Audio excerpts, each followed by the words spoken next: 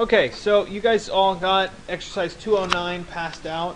What we're going to be doing today is kind of practice or a precursor to your chair and table assignment. It's to model something that already exists rather than something that you're coming up with. Obviously, since this already exists, you can't use it for your assignment, but it's a good practice kind of run through. The idea behind building these kinds of objects ahead of time is that you can use them as blocks, much like we did last class with the little bridge component.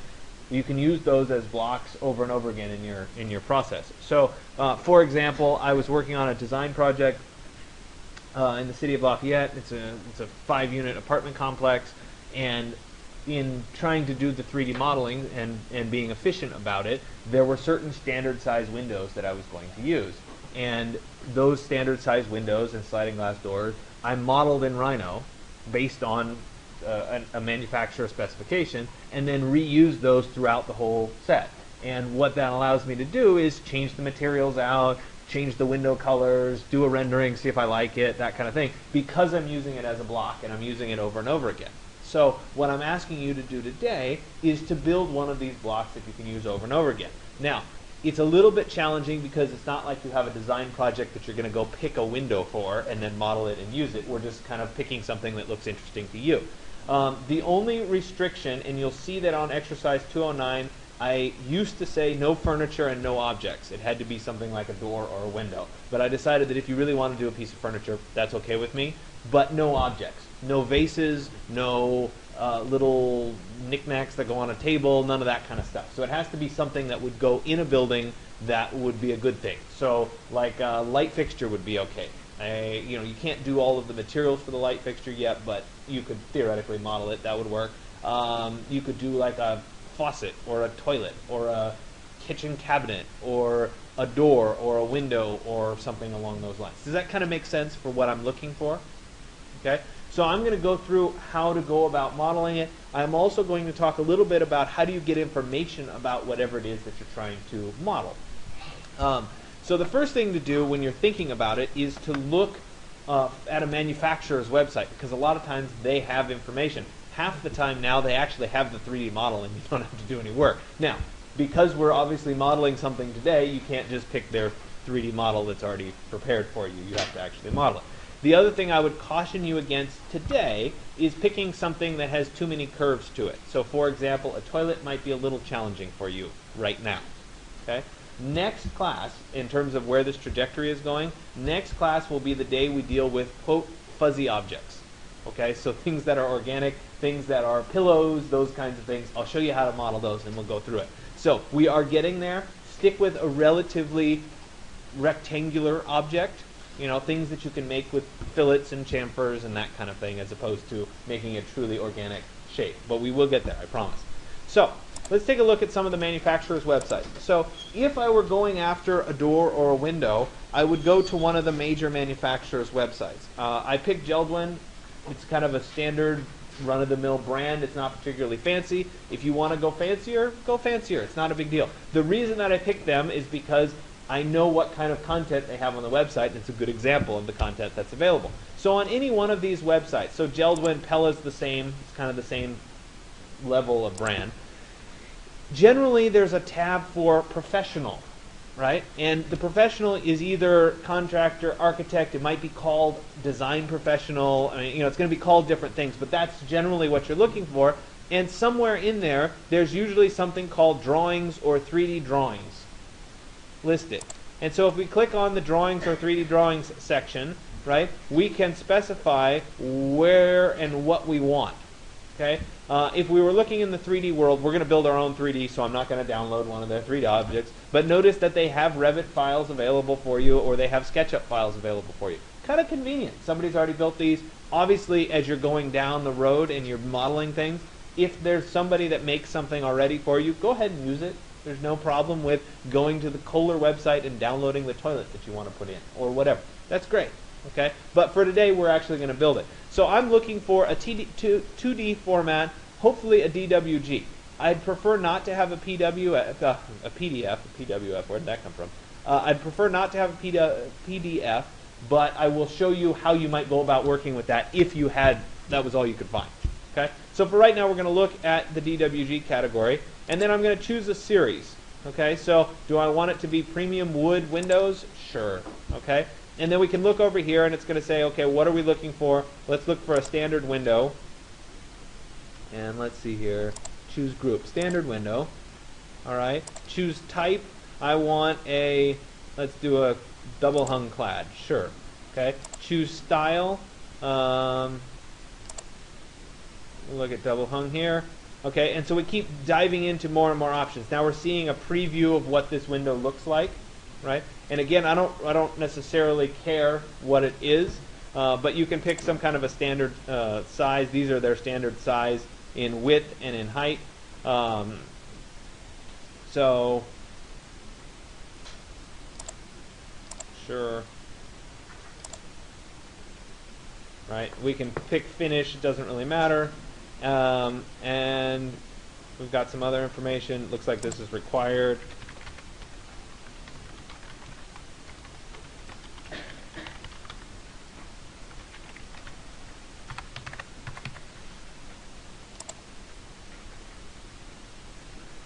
And we'll click on the generate CAD file. We'll hope that the website does it. While we're waiting for that to go, right, we can navigate to some of the other sites, right, that are available. Come on. Well, we'll let that run. And so, you know, Pella, for example, similar. You have to, there's Pella Professional. See, you have to look for that kind of professional category, which will take us into, okay, let's go to the windows here, right? We can pick by, you know, what series we want. Okay, the architect series sounds good. Let's do a casement window this time.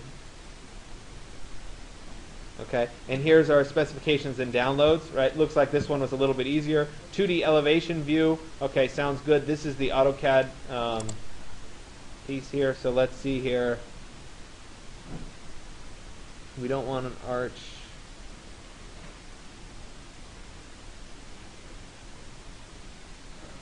Fixed rectangular. There we go.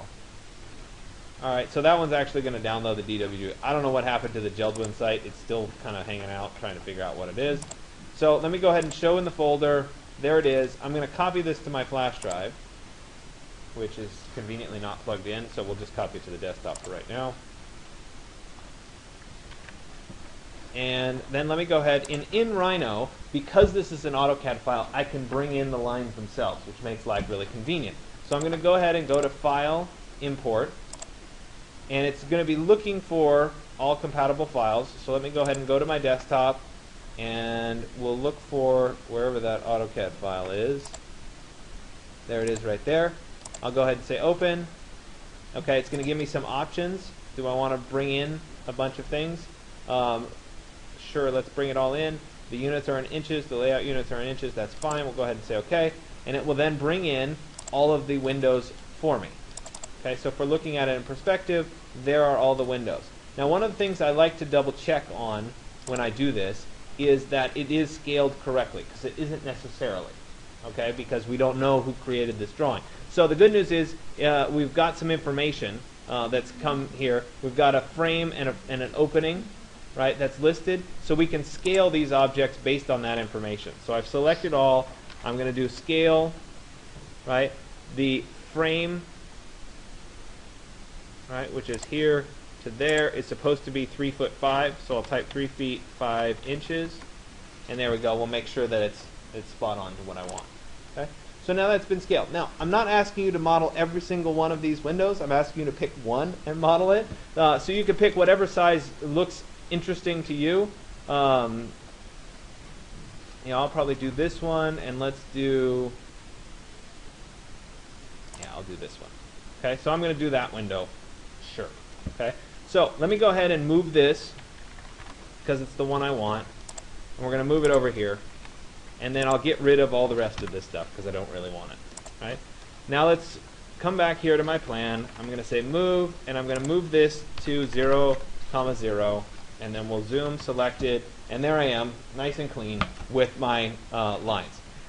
One of the unfortunate things that does happen when you open somebody else's drawing is a lot of times they contain a bunch of extra information, including a bunch of extra layers, right? So ultimately we're going to have to clean all of that up, but we don't have to worry about it quite yet. We'll concentrate on modeling, okay? So I'm looking at this window, and I've got a couple pieces of information. I've got this kind of greenish color here is the little frame that's inset in the window, the mullions. I've got glass. I've got the kind of the edge of the glass. I've got the wooden frame, and then I've got a frame that kind of goes around the window as the pieces of the window. So I need to build those up. And in reality, if I was being accurate to it, I'd probably go back to the website, wherever it is, right? And I'd look for a 2D cross-section, and I'd download that as well. Okay? This is probably going to be too... go to unit section. It's probably going to be too technical, right? Let me show in the folder, and then let me copy this to the desktop again. But I want to at least show it to you so that you can use it as reference. So let me go to desktop, and we'll paste it there again. And let me go ahead and bring that in now. So I'll go to import,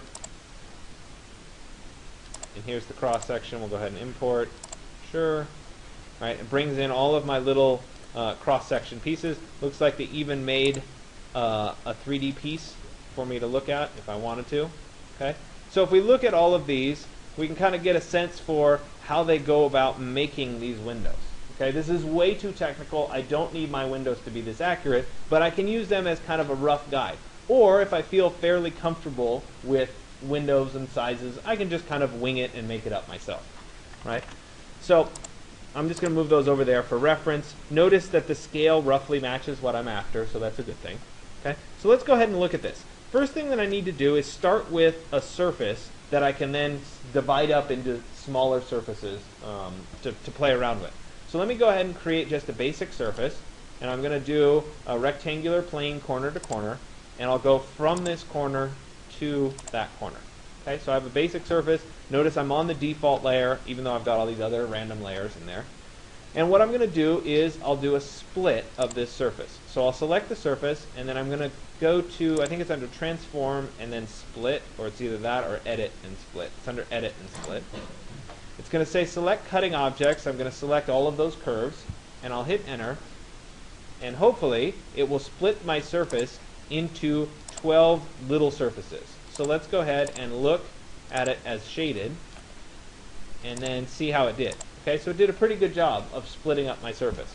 So now I'm going to go ahead and turn off all the rest of these layers because I don't need those for right now. And I'm going to concentrate just on the surface that I split based on that elevation view.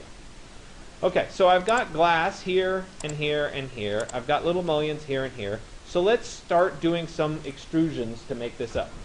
Okay, so I'll start with an extrude surface.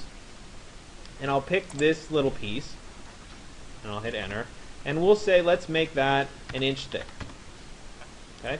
Now I have my pieces of glass here and here that go around.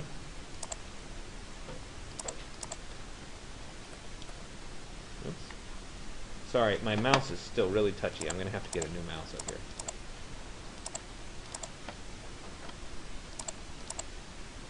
Alright, so now I'm going to extrude these. So let's extrude surface again. I'm going to make these smaller, so we'll say 5/8 of an inch. Right, in between those pieces of glass. And now what I have is I have a bunch of pieces of glass here. And I have a frame that goes around my particular window. So I need to clean up a few things because I think I did this twice. Sorry, let me back up for a second.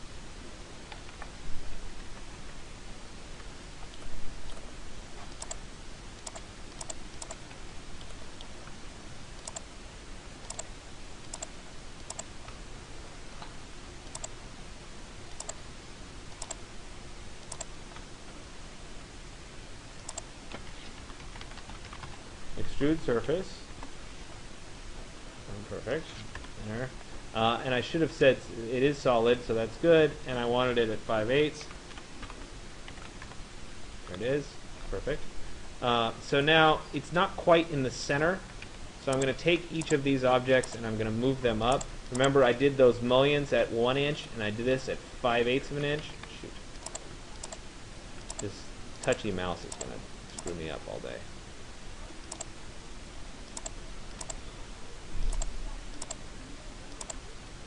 So I need to move these objects vertically. Oh, come on. So I'm going to go move, vertical. So I have 5/8, right? I have basically 3/8 left.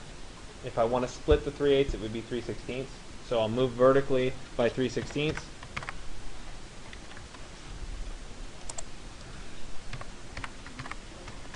There it is. And now that should be halfway on my little mullion. Okay. So now we'll take the frame, this piece, and we'll extrude that. Extrude surface. And we'll pick this one. And this one needs to be a little bit thicker. So we'll do it at 1.5 inches. Okay. And again, it's not quite centered. But at this point, I can go ahead and start to get rid of some of the other pieces. Let me do one more extrusion here. This will be the frame. It's going to be a little bit thicker, so let's extrude surface, and we'll say that's at, we'll do 4.5. Right, as I start to build this out. All right, so now I need to make a few adjustments of where this stuff occurs in space. Now, one of the problems is I have a bunch of leftover single surfaces that are right here on the bottom, and I'd like to clean those up. So I'm going to work in my side view, and I'm going to do a little selection to get rid of all those surfaces that are on the bottom. Get rid of those. And now we have a nice window, but we still need to do a few adjustments. So let's move this one down. Move vertical. Right? I did it at 4.5, so we're going to go down. Let's try 2. That should have been -2. One more time. Vertical. Alright, pretty good there. Works for me. Alright, all of that looks pretty good. Let's see what it looks like on the bottom side here. Right, this one really should come down a little bit more. Alright, so let's move it vertically by 1/4. Something like that. Alright, that looks pretty good. If you look there, yeah, it looks pretty good on the back side. So now I can go ahead and rotate this in 3 dimensions. Let me take this, and we'll do rotate 3D. Okay. And I'll hit enter, and I'm going to rotate from there to there, and flip it up so that it's vertical, and then I'll move this object so that this goes to point 0, 0, like that, which will make inserting it nice and easy down the road. Okay, so I end up with basically a 3-dimensional object that represents that little window piece, right, such that I could drop this into a particular scene. Now, I didn't do any trim around the window. I could build out trim around the window. It depends on how far you want to go with this, but for right now, it's reasonable. I do, however, want to start thinking about the materials that are going to be assigned to this and what it's going to look like, because I want to do the materials now. So before I get further along, I want to clean up all my layers. Right? So I had all this garbage of layers that I don't need. So let me go ahead and right-click on it and say Delete Layers. I have them all selected. So I clicked on the first one, held down Shift, clicked on the last one, and then I'm going to right-click and say Delete Layer, and Yes to all. Okay. And then it gives me a warning that says there's some blocks that are attached to these layers. Okay, and this is one of the big problems when you bring in stuff. So you have 2 options at this point. We could take my object and just go Edit, Copy, and then open a brand new Rhino file. This is probably the easiest way of doing it. And paste your object into the brand new Rhino file. So let it finish here.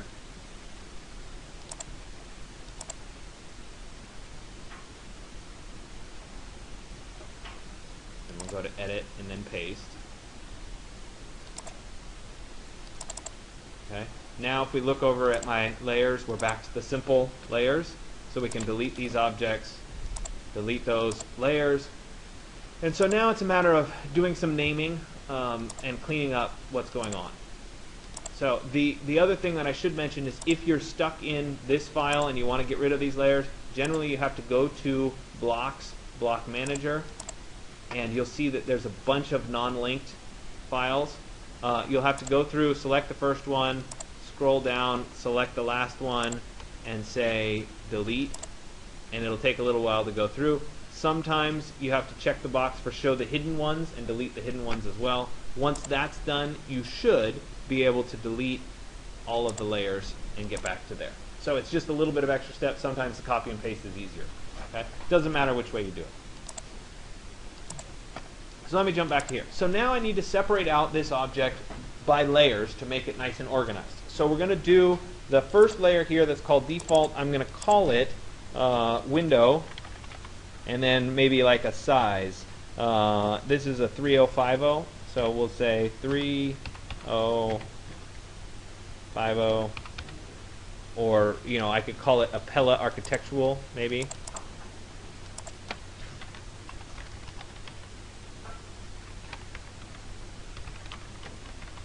Right, something like that. Something that's obvious what it is. Okay. Then I'll create a sublayer, and I'll make a sublayer for glass. I'll make a sublayer for frame, and I'll make a sublayer for any other components that seem relevant.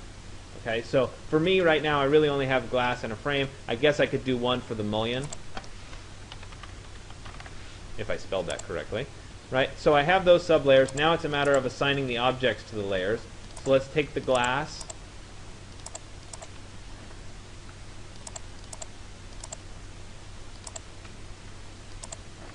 and I'm going to assign that to the glass layer.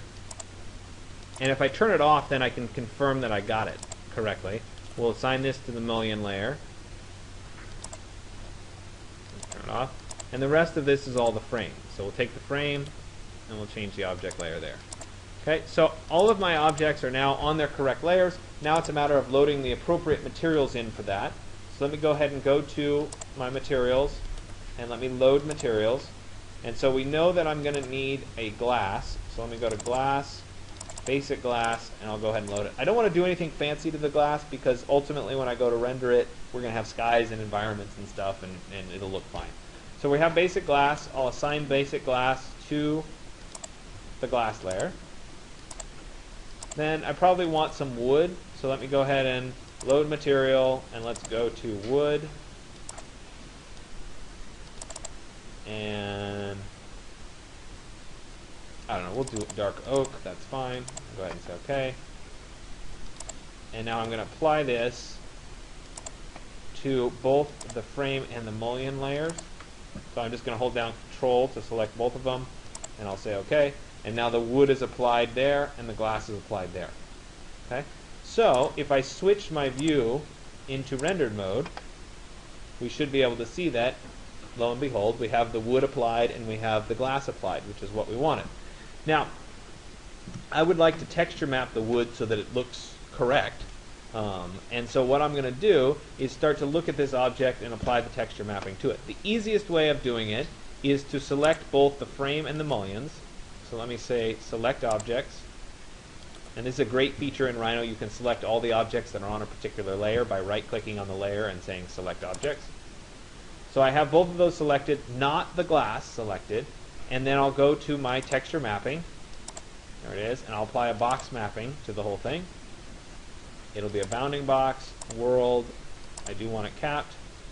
And then when I go to look at it, right, that texture has been applied across the whole set of windows.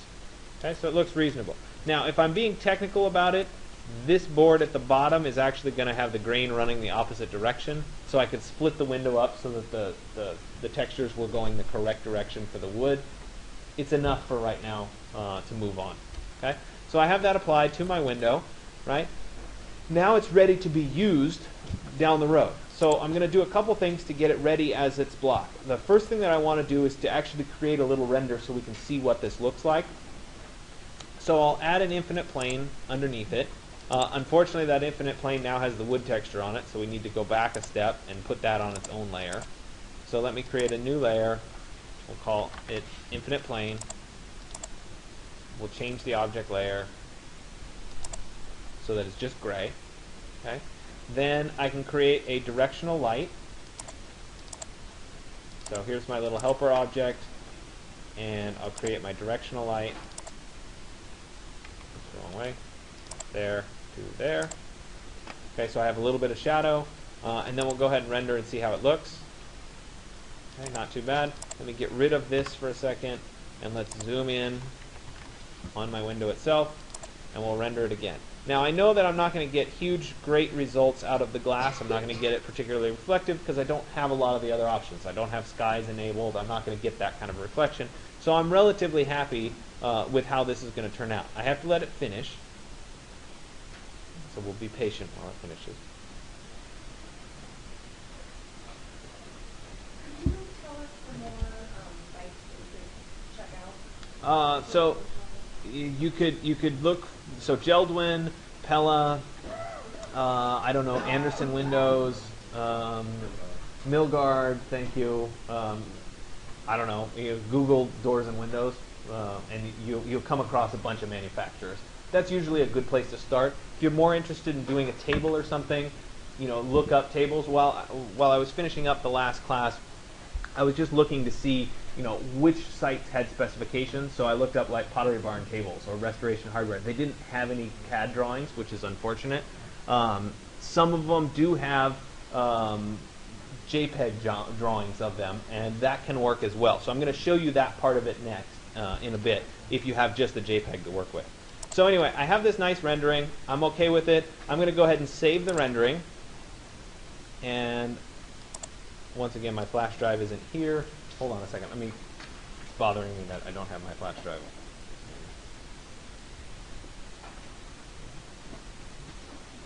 All right, it's going to be cranky. So we'll just put it in my desktop folder here.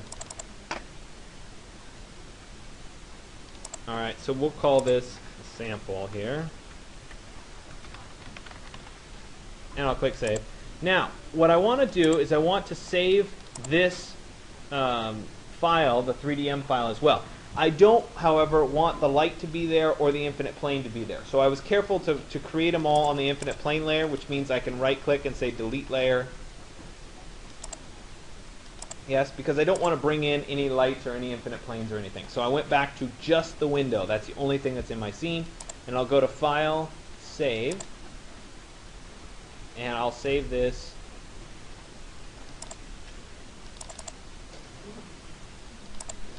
as 209. I could also rename this. A lot of times this is easier to be, Pella Architectural Window 3050 or something like that. And I'll go ahead and click Save. So I have the JPEG rendering. I have the 3DM file. The other thing that's very useful is if somebody were to use this, they would like to be able to use the materials that you applied, and they would like to not have to go find those materials. And you, if you're Googling around and looking for pre-made objects down the road, Rhino objects, you'll find some people include the materials and some people don't. And it's kind of annoying when they don't because you want their material. So I'm going to show you how to include your materials with this as well. So if I look here, my object used glass and wood. Okay? If I right-click on glass, basic glass, I can go to something called Pack Material. And that will collect all the files related to the material that you used, put them in one zip file that you can then include when you upload your post. So I'll go ahead and go back to my little folder here. And it's called Basic Glass. That's fine. I'm going to do the same thing for Dark Oak. So I'll right-click and say Pack Material. And I'll put it in the same spot. And I'll go ahead and click Save. So I have both my materials saved, and I have my 3DM file of this, and I have a rendering of it. So then I'll go to the course website, and I will create a new post. Hopefully. There we go. New post.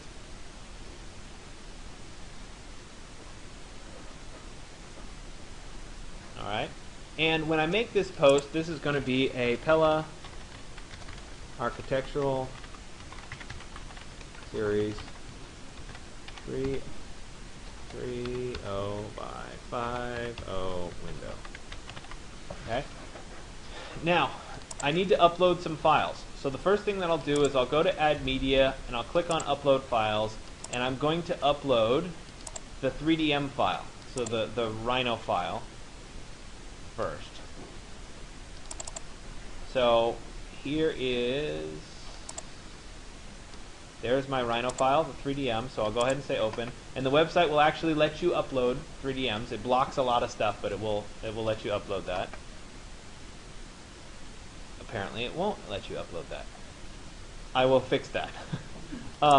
Before I do that, let me just make it all into one zip file, because I should be able to upload the zip file. So let me go back to my folder here. I will fix it so you can upload it straight. And let me take the oak, the 3DM, where did I put the sample file, the rendering?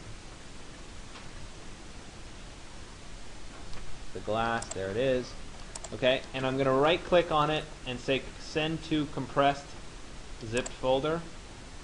Right, and then I'll be able to upload that. So I'm going to go to Add Media, Upload Files, and let me select that zip folder. Click open.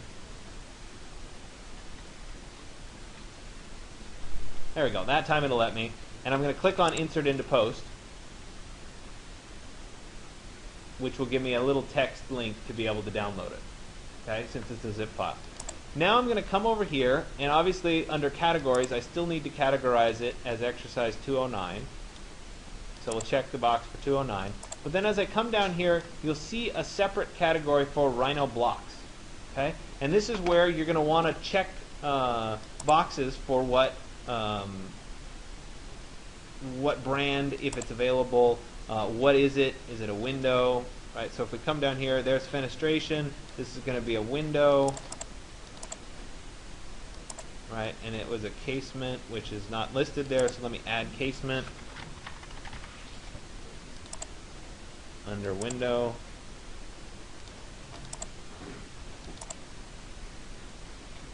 And let me also add under brand that this is a Pella. So I'm going to categorize it. And the advantage of categorizing it there is that when you go back to the site, under the Resources tab, right here, there's a section for Rhino Blocks Library. And I still need to do a few more of the menu structure here so you can see it. But if you click just on Rhino Blocks Library, it will take you through, here's a bunch of windows that people have done, here's a bunch of furnishings that people have done, here's a bunch of other components that people have made. All right, there's light fixtures, right? There's construction pieces. There's a few landscape pieces like glass and ocean that we'll use later on.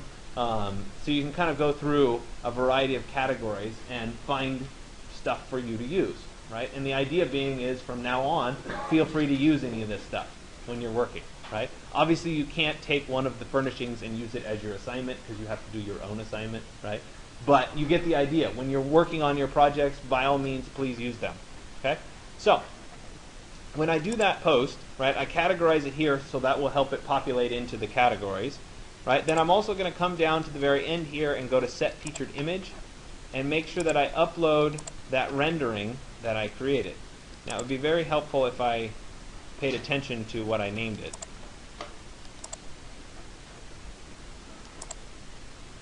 Or where I put it. There it is. I don't know why I called it 205 sample. I'm clearly not paying attention. But we'll use that as my sample here, as my featured image. I'll click on Set Featured Image, and that will be there. Now, I didn't need to include my name in the post here because when I look you guys up, I'll be able to see which ones you posted, right? So when I'm done, I'll go ahead and click Publish, right?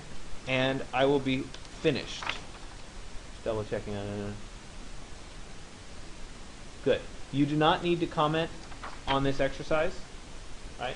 But you need to kind of sort through how to make it. So in some cases, right, you'll find that you might not have full information. So something like this, this is a Kohler site. Now, pay attention, they do have the three-dimensional version, so I really don't have to build this. but I might only get something like this where it's a drawing, right? And I could click on it and pull it up, and it gives me some basic drawing stuff. Okay, I can still work with this. It's just not as ideal. It's not as easy to work with, right? Other sites, as we go through, right? Sometimes you find something that you like. There's a mailbox I like. It doesn't have any drawings, so I'd have to make that up completely. I was looking up some examples of like dining tables and stuff. Okay, so here's a table that I could use. It would be nice if I had a plan for it. Okay, here's a table. Okay, let me go ahead and view the image. It's a JPEG. So let me go ahead and save image as.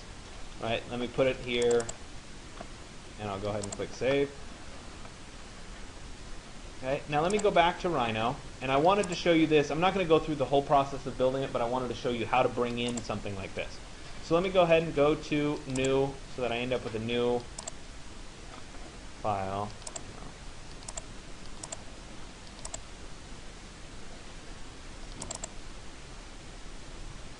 Right. Now, bringing in images is a little tricky because there's two different ways of doing it. If I had a PDF, I think I have to go to File, Import, and then I have to select PDF as my choice. But I forget whether it's listed or not. There it is, listed as a PDF. So that's an import if it's a PDF. If it's a JPEG, JPEG is not listed here. You have to use a command called PictureFrame, which will allow you to insert a JPEG. Okay, so the one that I downloaded was a JPEG, so I'm using the PictureFrame command, and it's going to say first corner of the picture frame, so I'll do it at 0, 0, and then it's going to say second corner of picture frame, and so I'm just going to make it arbitrarily big, and so it exists as kind of this image in space. Okay? Yeah. Sorry. We'll see if this decides to come back for me.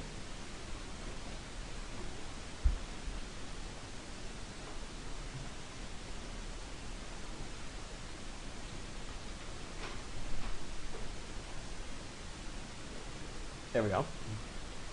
Okay, so in this instance, I had an elevation view and a front view here, but I need to scale this image to match. So luckily, they gave me some dimensions. 86 inches is the dimensions of the table, so I can take this and I can type scale, and I can go from this point to that point, and I can say that needs to be 86 inches.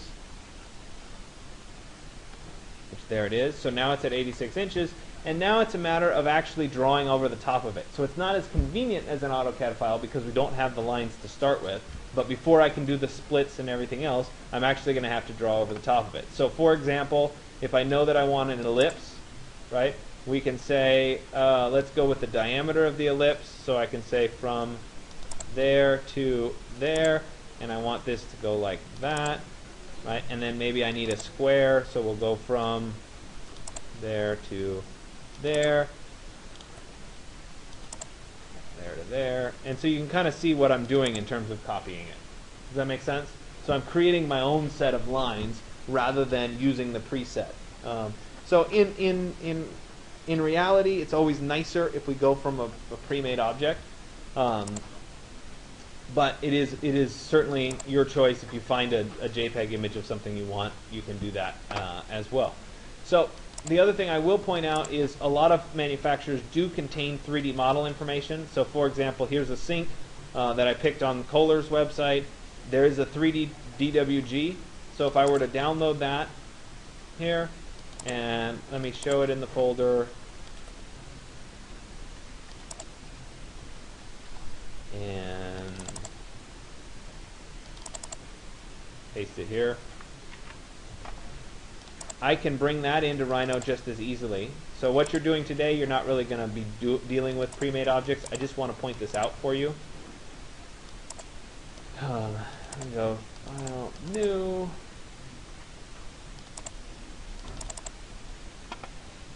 And I'll go to File and then Insert. Or excuse me, File and then Import. And I'm going to pick that Kohler sink. There it is. I'll say Open. I'll say OK. and I'll end up with an object in my scene. And so this is really convenient when I ultimately want to do some renderings, because somebody already did the work of making this whole object for me. Okay? So all I would have to do on something like this is actually just apply a material to it. So I would go into my materials, load material, and I might load like a porcelain, maybe a white porcelain, and I could apply material to, let me select it, apply material to selection, perfect, and then I could throw an infinite plane down,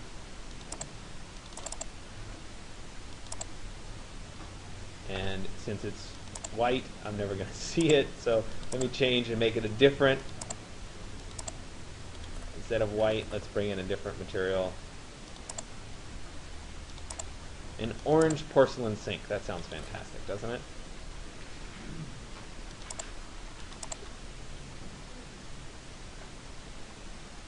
And isn't it being pleasant? All right, well, I'll have to sort out why it's not applying. But the point being, it just disappeared on me.